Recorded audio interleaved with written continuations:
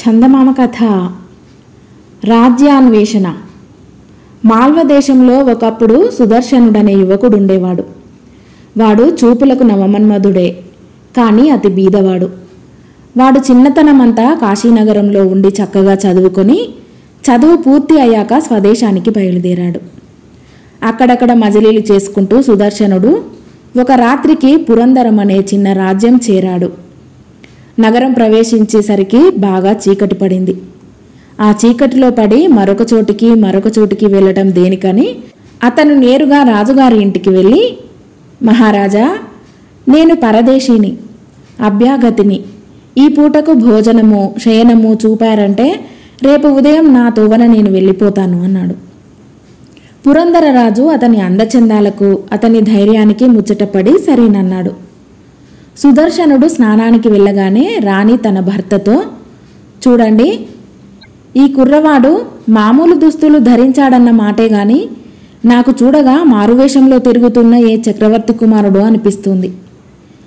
అతని విషయం విచారించండి, అనుకూలిస్తే అమ్మాయినిచ్చి చేద్దామన్నది. మారువేషంలో తిరుగుతున్నవాడు మనం అడిగితే నిజం చెప్తాడా? మంత్రిని అడిగి ఏదో ఒకటి చేద్దాం అన్నాడు రాజు. మంత్రి సంగతి సందర్భాలన్నీ తెలుసుకుని, దానికేం భాగ్యం, కుర్రవాడు రాజవునో కాదో కనుక్కోవచ్చు, కానీ ఒక్క రాత్రిలో తేలదు. అందుచేత అతన్ని కనీసం 2 రోజులైనా నిలిపి ఉంచండి అన్నాడు. భోజనాల సమయంలో రాజు సుదర్శనుడితో, అబ్బాయి, నువ్వు రేపు ఉదయమే వెళ్ళిపోతానని అన్నావు. అలా వెళ్ళటానికి వీలు లేదు. రేపు మా అమ్మాయి ఇందుమతి పుట్టినరోజు. రేపు కూడా ఇక్కడే ఉండిపో, ఎల్లుండి నీ దారిన పోవచ్చు అన్నాడు. ఈలోపుగా మంత్రి సుదర్శనుడి కోసం ఒక గదిలో మామూలు పక్క ఒకటి వేయించాడు. ఆయన పహారావాన్ని ఒకరిని పిలిచి, ఒరేయ్, నువ్వు తెల్లవార్లు ఈ గది బయటే కాపలా ఉండి మన అతిథి సుఖంగా నిద్రపోతాడో లేదో గమనిస్తూ ఉండు అని హెచ్చరించాడు. సుదర్శనుడు భోజనం చేసి తన పడక గదికి వచ్చాడు.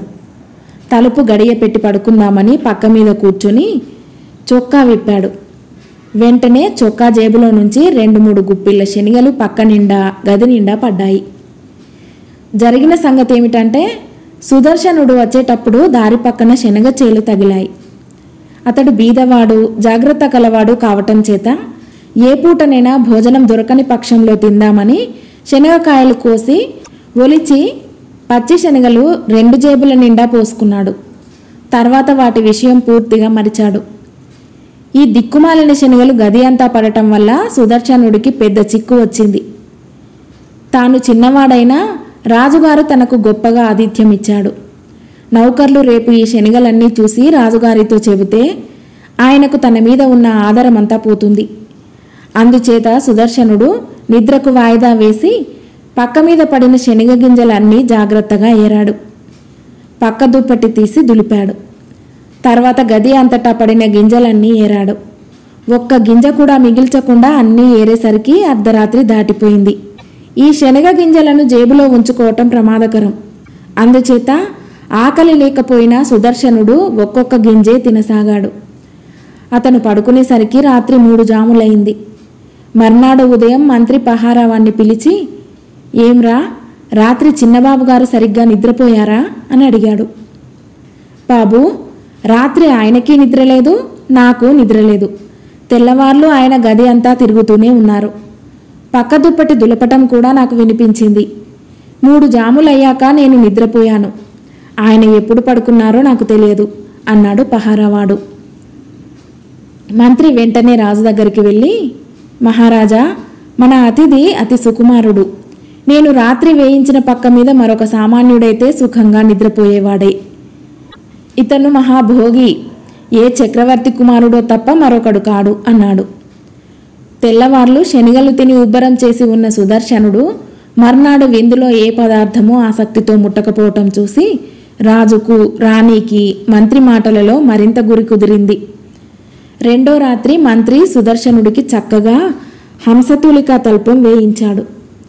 ఒక రాత్రల్లా నిద్రలేని కారణం చేత సుదర్శనుడు చాలా బడలి ఉండి హంసతూలికా తల్పం మీద నడుము వాలుస్తూనే గాఢ నిద్రలో మునిగిపోయాడు. మంత్రి రాజదంపతులతో, ఇక ఎటువంటి సందేహము వద్దు, నా భయమల్ల ఇంత గొప్పవాడు అమ్మాయిని చేసుకోనంటాడేమోనని అన్నాడు. మామూలు మనిషిగా నటిస్తున్నవాడు అమ్మాయిని ఏ కారణం చేత చేసుకోనంటాడు? మీరు సంశయించక అతన్ని అడిగి చూడండి అన్నది రాణి. మంత్రి ఇందుమతిని వెంటబెట్టుకుపోయి సుదర్శనుడితో పెళ్లి ప్రస్తావన చేశాడు. మొదట తెల్లబోయి తర్వాత సుదర్శనుడు పెళ్లికి ఒప్పుకున్నాడు. రాజు రాణి పొందిన ఆనందానికి మేరలేదు. దగ్గరలో ఉన్న శుభముహూర్తాన బీద బ్రహ్మచారి సుదర్శనుడికి రాజకుమార్తె ఇందుమతికి వివాహం జరిగింది. 1 ఏడాది పాటు సుదర్శనుడు సమస్త సుఖాలు అనుభవించాడు. తర్వాత అతని కష్టాలు ప్రారంభమయ్యాయి. ఒకరోజు ఇందుమతి తన భర్తతో, ఏమండి, ఇట్లా ఎంతకాలం మనం ఇక్కడ కూర్చుంటాం? మన రాజ్యానికి మనం పోదాం పదండి అన్నది. సుదర్శనుడు నిర్ఘాంతపోయి, మన రాజ్యమా అన్నాడు. అవును, మీరు మహారాజులని నాకు పెళ్లి కాక పూర్వమే తెలుసులేండి. ఎంతకాలం ఆడతారు ఈ నాటకం అంటూ ఇందుమతి మంత్రి పెట్టిన పరీక్షలు వివరించి చెప్పింది. అదంతా వింటూనే సుదర్శనుడికి మతిపోయినట్టయింది. కానీ తన భార్యకిప్పుడు ఒక రాజ్యం చూపక తప్పదు. ఆమెతో నిజం చెప్పేయవచ్చు, కానీ ఆమె నొచ్చుకుంటుందని అతను భయపడ్డాడు. భార్యను ఏమాత్రం బాధ పెట్టడం అతనికి ఇష్టం లేదు. ఆమెతో బయలుదేరి దేశాటన చేస్తాను. కాలక్రమాన నిజం ఆమె తెలుసుకుంటుంది అనుకొని సుదర్శనుడు అత్తమామలకు చెప్పి ఒక శుభముహూర్తాన భార్యతో బయలుదేరాడు.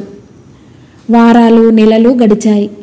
ఒక ఊరు నుంచి మరొక ఊరికి, ఒక దేశం నుంచి మరొక దేశానికి దంపతులు ప్రయాణం చేస్తున్నారు.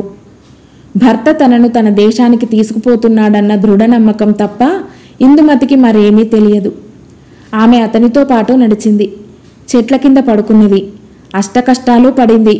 కానీ ఒక్కసారి కూడా తన భర్తను మనం ఎటుపోతున్నాం, ఎక్కడికి పోతున్నామని అడిగిన పాపాన పోలేదు. ఎన్నోసార్లు సుదర్శనుడు తన భార్యను ఏమార్చి ఒంటరిగా వెళ్ళిపోదామనుకున్నాడు. కానీ తన యందు అంత మూఢ విశ్వాసం ఉంచి తనతో సమానంగా కష్టాలు పడే భార్యను విడిచిపోవటానికి అతనికి మనస్సు రాలేదు. రాజాంతపురంలో ఉన్నప్పటికన్నా ఇందుమతి ఇప్పుడు అతనికి చాలా రేట్లు ప్రియతమురాలైంది. ఇల్లు బయలుదేరిన 6 మాసాలకు భార్యాభర్తలు కళింగ నగరం చేరారు.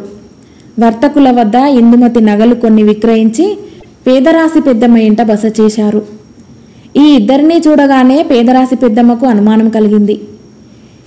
ఇందుమతి రాజకుమార్తె అన్నది కనిపిస్తూనే ఉన్నది. కానీ పెద్దమ్మ కళ్ళు సుదర్శనుడి మీదనే ఉన్నాయి. ఏమంటే 15 ఏళ్ల క్రితం కళింగ రాజకుమారుణ్ణి దొంగలు ఎత్తుకుపోయారు. ఆ కుర్రవాడు జీవించి ఉంటే సుదర్శనుడు ఈడే ఉండేవాడు. ఇతనే అతనేమోనని పేదరాశి పెద్దమ్మకు తోచింది. ఆమె ఇందుమతిని చాటుకు పిలిచి, అమ్మా, మీరెవరు? నీ భర్తకు ఏం పని అని అడిగింది. నేను పురందర రాజకుమార్తెను. నా పేరు ఇందుమతి. నా భర్త ప్రచ్ఛన్నంగా తిరుగుతూ ఉన్న రాజకుమారుడు అన్నది ఇందుమతి. నీ భర్త ఏ దేశపు రాజకుమారుడు అని అడిగింది పేదరాశి పెద్దమ్మ ఆత్రంగా. అది నాకు తెలియదు. నేను నా భర్తను అడగలేదు. మేము చాలా రోజులుగా ప్రయాణం చేస్తున్నాం అన్నది ఇందుమతి. పెద్దమ్మ అనుమానం దృఢపడింది. ఆమె దివానానికి వెళ్ళి కళింగరాజుతో, మహాప్రభు, మా ఇంటికి ఒక కుర్రవాడు భార్యతో సహా వచ్చాడు. చిన్నతనంలో దొంగలు ఎత్తుకుపోయిన మీ కుమారుడేనని నాకు అనుమానంగా ఉంది అని చెప్పింది. ఆ భార్యాభర్తలను ఒకసారి ఇక్కడికి తీసుకురా అన్నాడు రాజు. ఆ సాయంకాలమే పేదరాశి పెద్దమ్మ సుదర్శనుణ్ణి ఇందుమతిని రాజాంతపురానికి తీసుకుపోయింది. సుదర్శనుణ్ణి చూడగానే కళింగరాజు ఆయన భార్య చాలా ముచ్చటపడ్డారు. అతనిలో రాజుకు రాణి పోలికలు, రాణికి రాజు పోలికలు కనిపించాయి. నాయనా, నువ్వు మా కొడుకువే, మా దగ్గరే ఉండిపో అన్నాడు కళింగరాజు. సుదర్శనుడు ఒప్పుకున్నాడు. సుదర్శనుడికి యువరాజ్యాభిషేకం చేశారు. పురందర దేశానికి శుభవార్త చేరగానే అక్కడి మంత్రి, నేనప్పుడే చెప్పలేదా, మనకు కళింగ యువరాజు అల్లుడు కావటం ఎంత అదృష్టం అన్నాడు. కథ సమాప్తం.